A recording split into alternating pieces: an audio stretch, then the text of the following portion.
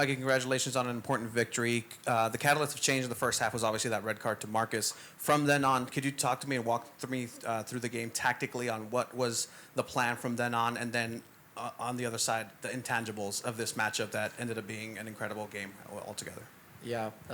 So in the build-up, we knew we needed to find our feet a little bit, and we needed to keep playing against the press and stay brave there. Yeah, we pushed Chris a little bit to kind of right fullback-ish position, so that Duran could take up a center back position, so we could still have a build-up against one player less.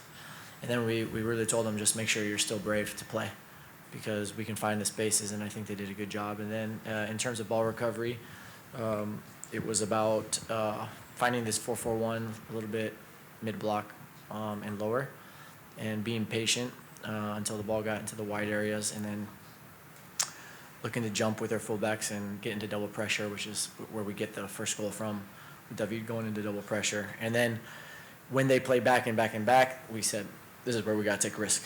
And you got to go and press, and we got to go with as many people as possible. And the back line was going to have to deal with sometimes 2 or 3 extra players. And the intangibles are, I think anybody who was in the stadium will remember this night, because the team not only found a way to get the result, but they found a way to continue imposing themselves, even though a lot of things went against us tonight. Coach, right over here, Lorena for Fox. Did you had an opportunity to talk to David right now inside of the locker room? And if so, can you share with us what did you talk to him? And the other thing, I know it's not an excuse about the altitude in Toluca, but will that determine a little bit the game?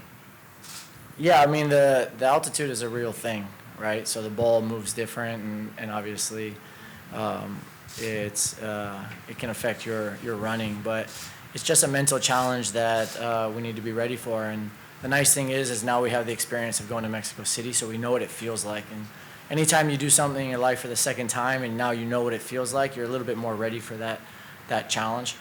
And of course, we play against a good team, and we're going to have to suffer at moments. But I think the team is also ready for those kind of moments. And I think also we can make them suffer as well if we go there and play our best. And then for David, just really happy for him. He's a kid who works hard, always trains really well. He had some ups and downs in the preseason. And then, of course, started having an up. He scored a goal. He had an impact in an earlier game. And then he had a little quad injury, so another down.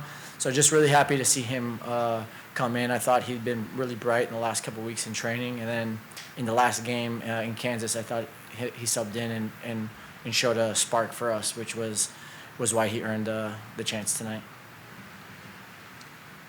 Second half, what was your, going into the second half, what did you tell the team on how to attack them? Because you came out real effectively.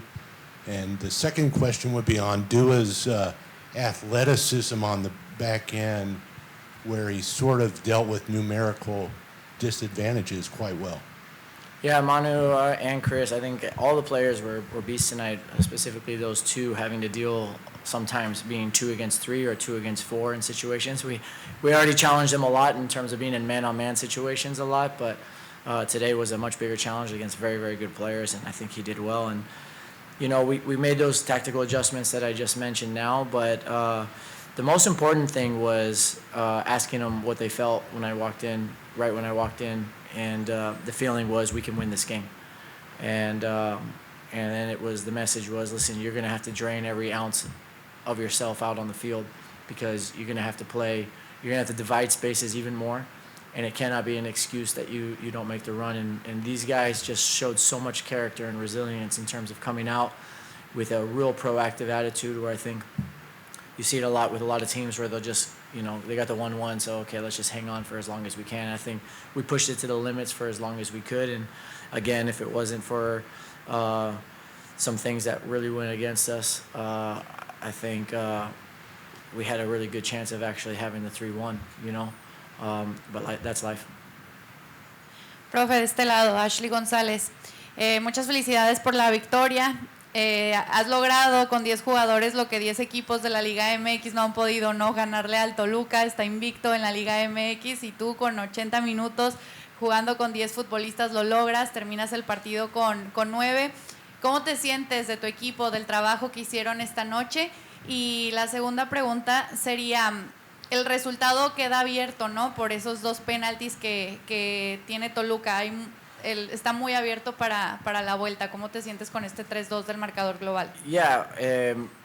Primero y principal, un poquito frustrado porque creo que por el alto rendimiento que los dos equipos se mostraron en un torneo de mucho rendimiento, no creo que el arbitraje ha sido bueno y afectó mucho el flow del partido. Pero también al mismo tiempo la vida te da estos momentos y orgulloso porque los chicos respondieron con mucho carácter y respondieron sin excusas y con una mentalidad de superar lo que ha pasado y bueno, feliz por los 3 puntos porque los 3 puntos es primordial. Ahora los dos goles en casa en contra que ahora ellos tienen, nosotros tenemos todo el fe en el mundo que podemos ir allá para ir a ganar el partido y eso es esa es la actitud que necesitamos.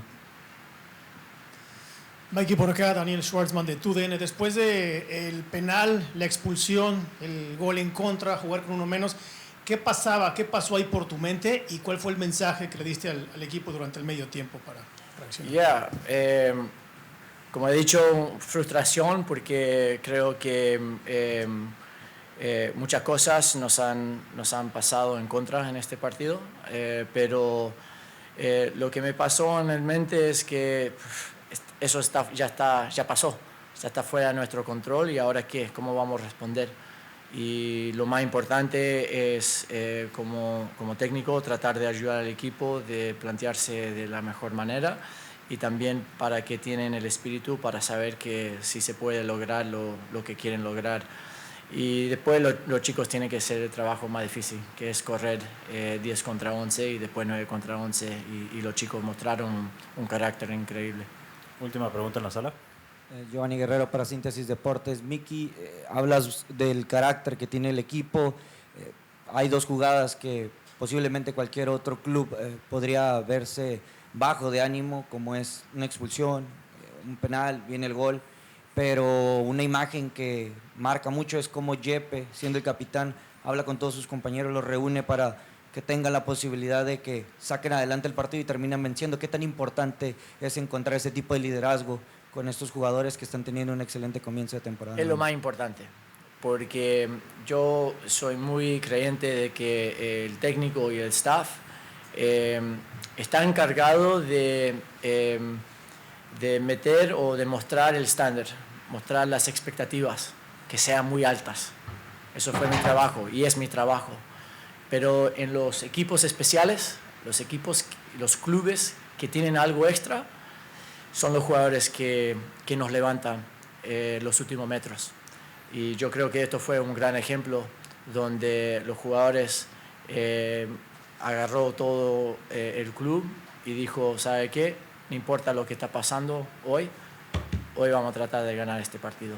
Y no significa que vas a ganar, pero significa que tienes oportunidades de ganar. Y yo muy orgulloso de ellos porque esto significa que tenemos ingredientes de algo especial para seguir creciendo. Tom, with the last question in the room. What is Bombino bringing into the final third? Was that a point of emphasis coming into this year? Yeah, Bombino's next steps were final product in the final third. I think he started his first season well, but we told him, and I think I said it early in the season, Bombino year 2 can't be the same Bombino that we saw last year. And he's taking tremendous steps. He's also showing the maturity to be able to play on the right side, play on the left side, basically do whatever we ask of him to help the team win. But he was really effective for us with a man down, making these late runs, getting behind and having quality in his service. And I think he's one of many guys who just left everything on the field and made the club really, really proud tonight. Last question on Zoom. Orlando Castellano, adelante. Gracias. Buenas noches. Miki Orlando Castel, Servicio Informativo en Deportes.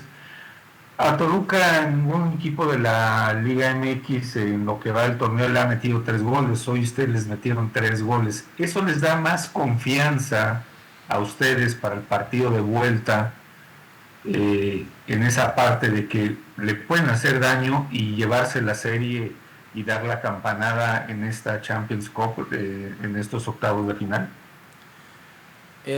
Nosotros no nos enfocamos tanto en quién enfrentamos, cuándo enfrentamos, dónde enfrentamos a alguien. Nosotros tenemos la mentalidad de salir a ganar los partidos, de meter goles. Si tenemos 0, queremos 1. Si tenemos 1, queremos 2. Si vamos perdiendo, queremos la primera. Y si vamos ganando por muchas, queremos la próxima. Y yo creo que esa es la mentalidad más importante que tenemos. Y nosotros vamos a traer esa misma mentalidad para ver qué podemos hacer allá en Toluca.